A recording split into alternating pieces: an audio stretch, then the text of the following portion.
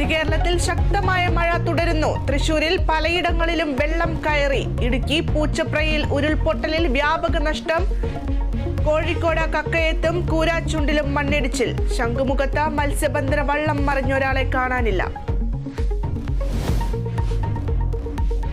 അവയവക്കടത്ത് കേസിലെ മുഖ്യകണ്ണി ഹൈദരാബാദിൽ പിടിയിലായത് വിജയവാഡ സ്വദേശി പ്രതാപൻ ഏലിയാസ്. നിർണായകമായത് മുഖ്യപ്രതി സാബിത്തിന്റെ മൊഴി.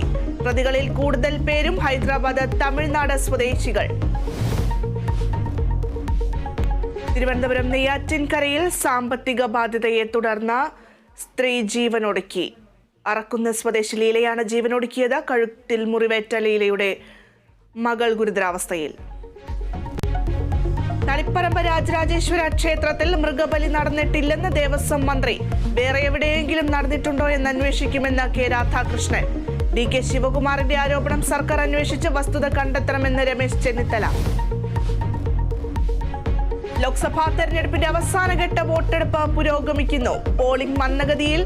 ബംഗാളിൽ സംഘർഷം. പോളിംഗ് യന്ത്രം കുളത്തിലെറിഞ്ഞു. കന്യാകുമാരിയിലെ ധ്യാനം പൂർത്തിയാക്കി നരേന്ദ്രമോദി ഇന്ന് മടങ്ങും.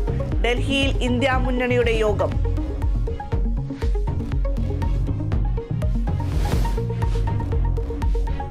പശ്ചിമേഷ്യൻ സംഘർഷത്തിൽ ശാശ്വത പരിഹാരത്തിന് ശ്രമം.